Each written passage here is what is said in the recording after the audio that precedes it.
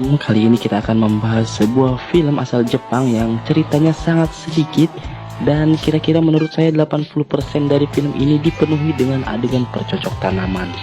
Cerita film ini sangat simpel sekali menurut saya, namun sangat ngena sekali buat kalian yang suka berlama-lama nongkrong di kamar mandi. Film ini berdurasi 2 jam 28 menit dan diperankan oleh Mbak cantik yang mempunyai gunung gede, siapa lagi kalau bukan Mbak Mizuno Mizuhara. Sebelum kita mulai, saya ingin ingatkan terlebih dahulu kepada kalian bahwa untuk kode filmnya saya sudah simpan di dalam video.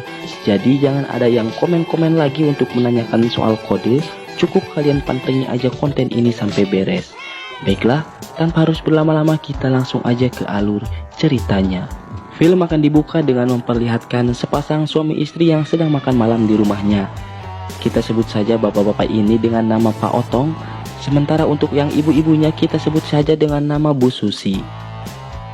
Diceritakan Bu Susi dan Pak Otong baru saja menikah setelah suami Bu Susi meninggal 1 tahun yang lalu. Tak lama berselang datanglah anaknya Bu Susi yang bernama Mizuno. Dia baru saja pulang dari sekolahnya. Di sini Mizuno sebenarnya tidak setuju dengan pernikahan ibunya bersama Pak Otong karena dia mempunyai firasat bahwa Pak Otong bukanlah laki-laki yang baik. Singkat cerita, saat Mizuno sedang beristirahat di kamarnya, Bu Susi pun masuk ke kamar Mizuno untuk mengajak ngobrol. Sekaligus dia juga mau memberitahu kepada putrinya tersebut bahwa dia akan pulang kampung selama 1 minggu ke depan sendirian. Mendengar hal itu, Mizuno pun kaget karena ibunya membiarkan anaknya tinggal bersama ayah tirinya berdua di rumah. Namun karena Bu Susi sangat yakin bahwa suaminya itu adalah orang yang baik, dia pun meyakinkan Mizuno agar tidak berpikiran yang macam-macam dengan ayah tirinya itu. Ditambah Bu Susi pun meminta Mizuno agar menjalin hubungan baik bersama Pak Otong layaknya seperti ayah dan anak. Singkat cerita, esok hari pun tiba. Bu Susi yang sudah bersiap-siap berpamitan kepada suami dan anaknya. Sebelum berangkat, Bu Susi sempat berpesan kepada Pak Otong agar menjaga Mizuno dengan baik.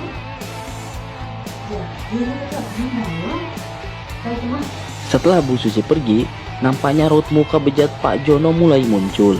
Mizuno yang takut langsung pergi ke kamarnya karena takut ayah tirinya tersebut akan melakukan hal yang tidak terpuji kepadanya. Kemudian saat Mizuno pergi ke sekolah, diam-diam Pak Otong masuk ke kamar Mizuno dan mengambil beberapa CD-nya Mizuno untuk bahan senam jari. Dan saat malam harinya, saat Mizuno sedang tertidur, diam-diam Pak Otong pun masuk ke kamar Mizuno dan langsung meremas-remas gunungnya Mizuno. Mizuno pun kemudian terbangun dari tidurnya dan kaget dengan keadaan sang ayah tiri yang sudah berada di sana. Namun sayangnya Mizuno tak bisa berbuat banyak untuk melawan dikarenakan takut kepada ayah tirinya tersebut. Nah, di sini ini kita diberitahu bahwa sebenarnya tujuan Pak Otong menikahi Bu Susi yang sebenarnya bukan karena cinta, namun karena dia ingin mendapatkan serabi lempit dan gunung gede milik Mizuno. Dan akhirnya adegan percocok tanaman pun kemudian terjadi. Sementara Mizuno hanya bisa bersedih meratapi nasibnya yang diperlakukan kasar oleh Pak Otong. Singkat cerita, esok hari pun tiba. Saat Mizuno akan berangkat ke sekolah, Pak Otong pun tak kuasa menahan jiwanya saat melihat Mizuno yang memakai seragam super ketat. Kemudian karena gejolaknya sudah sangat naik, dia pun langsung menahan Mizuno dan melarangnya untuk pergi ke sekolah, dan berjanji akan menelpon kepala sekolah bahwa Mizuno akan terlambat datang ke sekolahnya.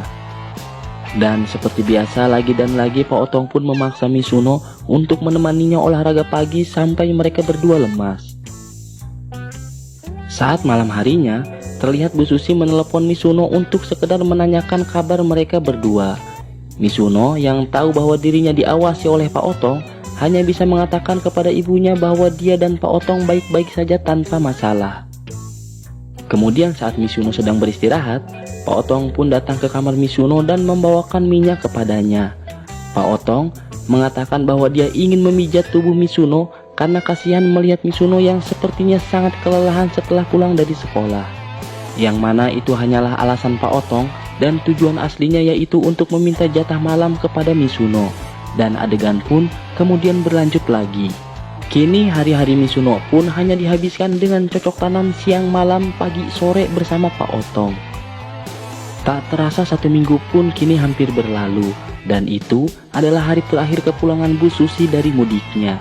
Misuno yang dulunya tidak menyukai pada Pak Otong, mulai merasakan kenyamanan yang sangat luar biasa apalagi saat bercocok tanam dengannya. Dan di malam terakhir sebelum ibunya pulang, Misuno pun mendatangi Pak Otong yang sedang tertidur di kamarnya. Dengan raut muka yang menggoda, Misuno pun mengatakan kepada ayah tirinya tersebut bahwa dia ingin melakukan cocok tanam sampai pagi sebelum ibunya pulang. Dan adegan panjang pun kemudian terjadi lagi. Singkat cerita, esok hari pun kini telah tiba. Bu Susi yang baru datang disambut oleh suami dan anaknya. Namun karena dia kelelahan, Bu Susi pun tak banyak bicara lagi dan langsung pergi ke kamarnya untuk beristirahat. Di akhir film, terlihat Misuno yang meminta jatah kepada ayah tirinya tersebut. Dan mulai saat itu, mereka pun selalu bercocok tanam setiap ibunya sedang tertidur. Dan film pun selesai.